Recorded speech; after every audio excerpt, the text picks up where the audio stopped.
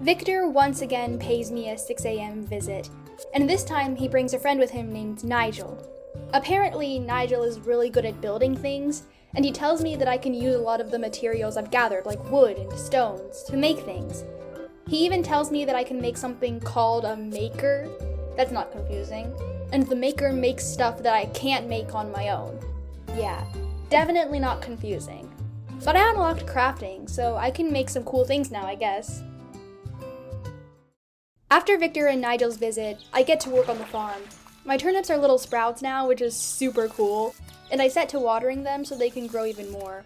In the process, I became an apprentice harvester, which I think is a pretty high achievement for someone who just started owning a farm 2 days ago. I plant my cherry tree sapling and then decide to go check on Rouge. I gave him some love and then realized that he had no food whatsoever. So I decided I'd fix that. After mining some iron to pass the time, I went into town to talk to Angela and buy some fodder. And she wasn't there. I realized that the sign told me that her shop was closed on Tuesdays, and so I felt quite sad walking out, knowing that Rouge would just have to be hungry for another day. After some wandering around, I went to the Olive Town Hall, which is one of the biggest and fanciest buildings in the whole town. It kinda looked like a haunted house to me, but hey, what do I know about architectural design? I check out the bulletin board and find out that Bridget is requesting something that I know for a fact I do not have, so I leave alone. And then I check the little green chest and find out that I got a lot of awards, like a lot of awards. 17 little penny-looking things, some milk, some fences, some fishing bait, and best of all, fodder for Rouge. I left town hall feeling way happier than I did when I walked in, and I headed back down to the farm to put my little penny things in the selling box and then give Rouge his food. After that, I get a little curious about the whole crafting thing, so I go in to get a better look, and I realize that I can make a lumber maker. So I craft it, put it down, and then shove the rest of my logs into it so it'll turn them into lumber. But I realized I didn't have as many logs as I thought, so I went to harvest some more. I didn't want to cut down all the trees though, so I checked out the broken bridge to see if I could fix it. I couldn't. Turns out I had to cut down more trees in order to access the area with more trees.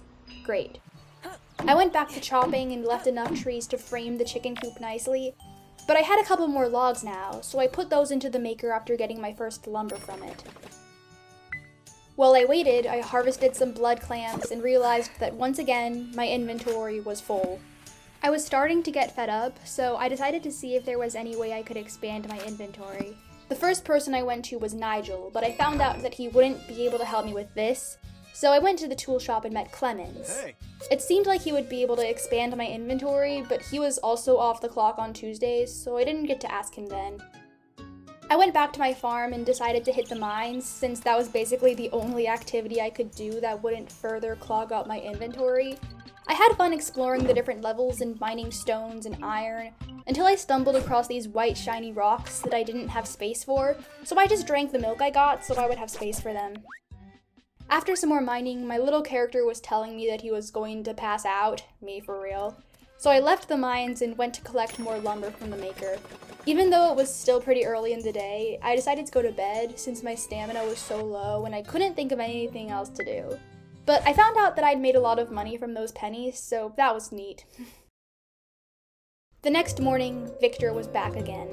At this point, I was starting to think he was a little obsessed with me, but I didn't say anything because he had good advice. He started telling me that I could upgrade my tent to a house, and that sounded really cool, but I had a feeling that I would not have enough materials or money to do that anytime soon, so I just stuck it in the back pocket to think about later.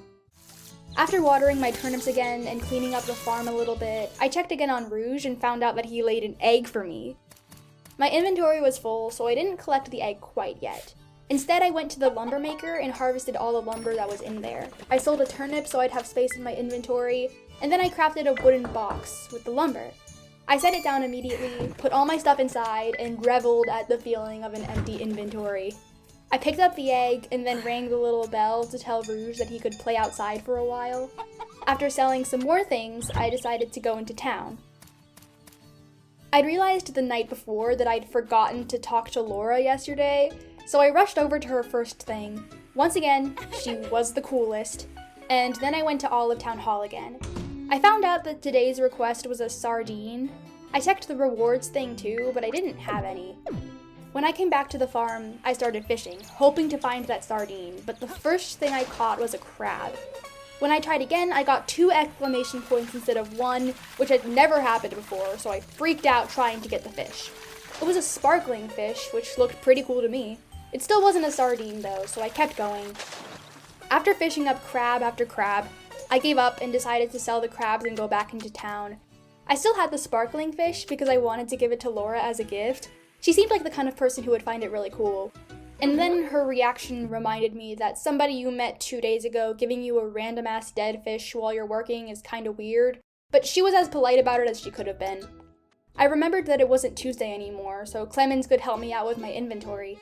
I went into his shop and paid $3,000 to get a bigger bag, which hurt my wallet, but it was totally worth it to be able to carry more stuff. I stopped to say hi to Cindy, and then I tried to say hi to Jack, but he kept avoiding me, so I followed him into the shop and said hi there. I figured while I was at the shop, I'd say hi to Angela and buy some things. Since I really didn't want to be out of fodder for Rouge anytime soon, I bought some fodder seeds right away. Then I decided to get cucumber seeds, just because I thought cucumbers would be fun to have. I started fishing again, determined to get the sardine. After a herring, another sparkling fish, and a shrimp, the moment of truth finally came. I got my sardine. I beelined to Olive Town Hall so I could give Patricia her sardine, and I made $200 out of it. After that, I started tilling more land so I could plant my new seeds. After planting and watering both new crops, I rang the bell to tell Rouge that it was time to go inside, before heading back to my tent and hitting the hay.